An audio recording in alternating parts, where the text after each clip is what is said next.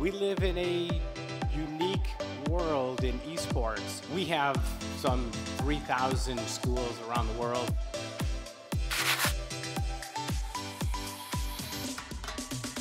Here we are with Gerald, the CEO of IESF, and also the chairman of the educational committee in IESF. So thank you for your time, and I would love to have you today on this interview. Let's start with the introduction firstly, so the audience can get to know better. Can you tell us about you more, and how did you came up with the idea for creating IESF?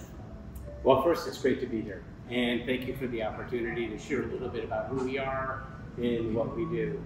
So, for me, as you said, I'm the founder and the head of IESF, and I came about what IESF is in kind of a funny way. I work for a very wealthy family, the Samuelis, the Samueli Foundation, running a global philanthropy for 13 years.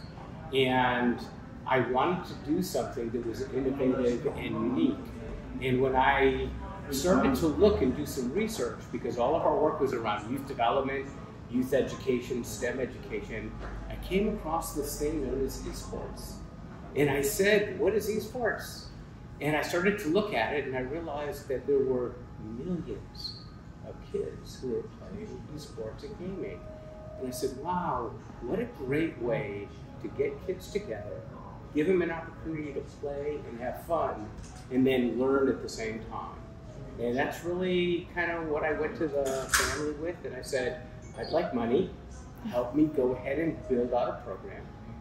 And we went ahead and gave a grant to the University of California, to the Orange County Department of Education, and we created an entire curriculum, high school, middle school, career tech, got it approved by the leadership in education in the state of California, and we now are the only entity in the entire world that has a full government-approved curriculum for esports and learning STEM education, so social and emotional development.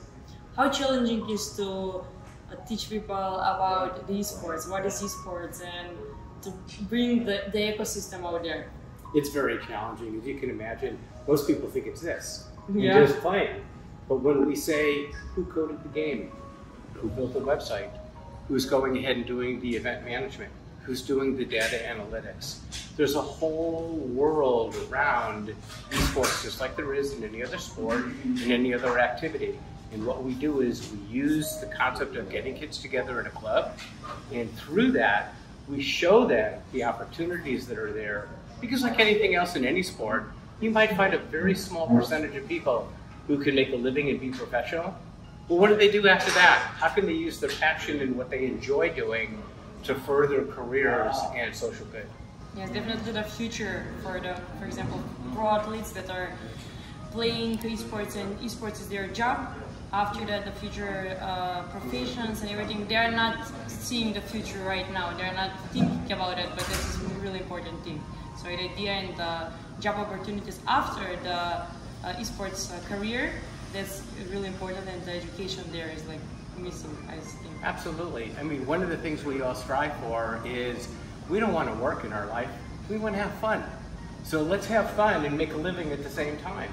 So do things that we enjoy doing. So if you could use esports as a vehicle to gain skills and then use that for your own professional development and career, it's really the best of all worlds. Are you having fun while working? Oh, totally. That's the only way to do it. Why would you do things and not have fun?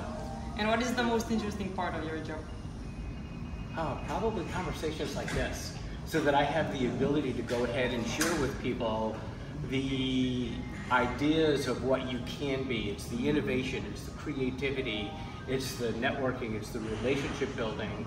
Those are the things that are meaningful, that help individuals thrive and grow and be the best that they can be. Definitely. Are you playing games? Because you're totally into the educational part of the sports and ecosystem, but do you have time, and are you playing in some games? So I've tried to play games, and I stink at playing games. Which I'm one? terrible. I mean, I've tried League of Legends, I've tried Rocket League. I'm horrible at Rocket League, but I love watching it. So what I do is I go ahead and I take my own personal experiences about education and play, put them together, and I say, even people like me who don't play games well, there's fun in it, there's enjoyment in it, and there are opportunities to meet people, to learn, to grow, and have fun at the same time. Definitely, just enjoying while watching the other people playing the games. Yeah, and what IESF has done, and I really appreciate the opportunity and the relationship, is we're able to use the great infrastructure, the credibility, the platform that IESF offers in the world, and take our work, which is now in over 2,000 schools in the United States.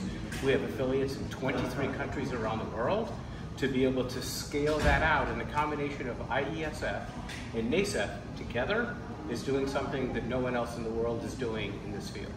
As a chairman of the educational committee, what is your goal? Because we started working on the business of esports course. This is the first one. We are doing workshops. We want to educate all of the esports athletes, professional referees, coaches, everyone, not just the athletes. What is the main goal?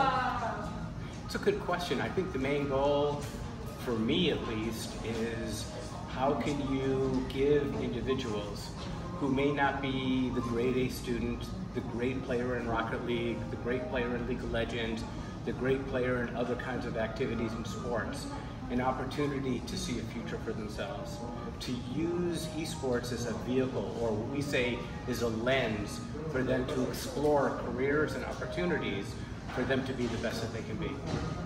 Definitely that's the main goal. Yes. And happy faces at the end, and everyone to be like successful. Yes, and let them have fun doing it. I mean, life should be fun. Life should not be work and drudgery. So if you can have fun and learning, and you can grow and develop at the same time, then you've created a quality individual. Definitely. What is your best advice that you'll give to all the kids that are playing right now, and what they need to focus about?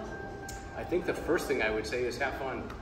Get to know people around you, don't prejudge, and think about, what is this game really about? Okay, I enjoy it, I have fun, I like to play it. But think about kind of the back end of what that is. Who's coding it? Who's doing the graphic design? Who's creating the avatars? Who's setting up the events?